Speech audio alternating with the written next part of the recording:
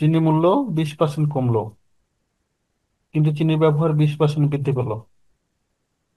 এতে চিনির ব্যাগ কত বাড়লো বা কমলো? মূল্য কমছে কতটুকু? 20%। আর ব্যবহার বৃদ্ধি পাইছে কতটুকু? 20%। এখন চাইছে খরচ বাড়ছে নাকি কমছে। অঙ্কটা চার ভাবে করা যায়। আচ্ছা, প্রথম যেটা শর্টকাট আমরা জানি, a+b+ab/100। তাহলে বাড়লে প্লাস, কমলে মাইনাস। তাহলে 20 বাড়ছে, কমছে 20 মাইনাস, এখানে প্লাস মাইনাস মাইনাস, 20 × 20 ভাগ 100।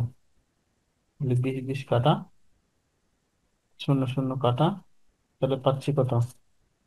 -4। তার মানে আমার উত্তর হচ্ছে 4% কমলো। এটা সহজ অ্যান্সার। এবার আরেক ভাবে দেখো, দুটা জিনিস চিন্তা করি। প্রথমে চিন্তা করি, মূল্যটা চিন্তা করি, আরটা কতটুকু খরচ করতেছে বা ভোগ করতেছে সেই পরিমাণটা চিন্তা করি। ধরলাম সে প্রতি কেজির দাম হচ্ছে 10 টাকা, সে ব্যবহার করে 10 কেজি, তাহলে তার খরচ যাচ্ছে কত টাকা? 100 টাকা। ধরলাম প্রতি কেজির মূল্য 10 টাকা এবং ব্যবহার করে হচ্ছে 10 কেজি, তাহলে তার খরচ কয় টাকা? 100 টাকা। এখন এখানে আমি 10 ধরলাম কেন? 5 আর 20 ধরতে পারি, 50 আর 2ও ধরতে পারি, কিন্তু হিসাব হচ্ছে এমন দুটা সংখ্যা আমরা বিবেচনা করবো যাতে গুণফল 100 হয়। 100 হিসাব করা সহজ। এবার হচ্ছে কি, মূল্য 20% কমছে, তাহলে 10-এর 20% কত হবে? 2 টাকা কমছে, তাহলে মূল্য, নতুন মূল্য হয়ে গেছে কয় টাকা? 8 টাকা। আর পরিমাণ বৃদ্ধি পাইছে, তাহলে পরিমাণ বৃদ্ধি পেয়ে তো, তাহলে 12 কেজি হয়ে গেছে। তাহলে এখন প্রতি কেজির মূল্য হচ্ছে 8 টাকা, আর ব্যবহার করতেছে সে 12 কেজি, তাহলে তার এখন খরচ যাচ্ছে কত টাকা? 8 × 12 = 96। তাহলে আগে খরচ যাচ্ছিল মোট কত? 100 টাকা। এখন খরচ যাচ্ছে 96 টাকা। তাহলে আমার কমলো কতটুকু? 4। 4 টাকা কমছে, তার মানে উত্তর হচ্ছে 4%। দুটো প্রসেস গেল, ঠিক আছে। একটা প্রসেস, চিনির মূল্য 20% কমছে। শোনো, চিনির মূল্য 20% কমছে, তাই না? তাহলে আমরা সরাসরি লিখি 20% কমে চিনির বর্তমান মূল্য কত হবে? তাহলে 80 টাকা। 20% কমে যাতে, তাহলে মূল্য হবে 80 টাকা।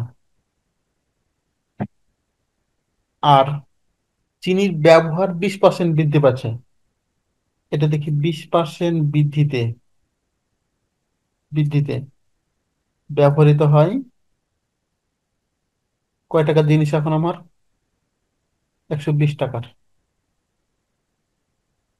তাহলে এখন হিসাবে যদি অন্যভাবে করি, ব্যবহার বৃদ্ধি পাইছে, তাহলে আগে আমার যেখানে খরচ হতো 100 টাকা, সেখানে ব্যবহার বৃদ্ধি পাওয়াতে খরচ হচ্ছে কত? 120 টাকা।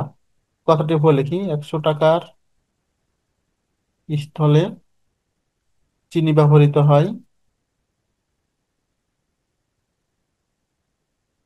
120 টাকার। যেহেতু ব্যবহার বৃদ্ধি পাইছে, 100 টাকার স্থলে চিনি ব্যবহৃত হয় 120 টাকার। তাহলে 1 টাকার স্থলে চিনি ব্যবহৃত হয় 120/100 টাকার। এবার 80 টাকার স্থলে চিনি ব্যবহৃত হয় 120 × 80/100। শূন্য শূন্য কাটা, তাহলে পাচ্ছি আমরা 8 × 12 = 96 টাকা। তাহলে 96 টাকার এখন ব্যবহৃত হচ্ছে, তাহলে কমলো কত টাকা?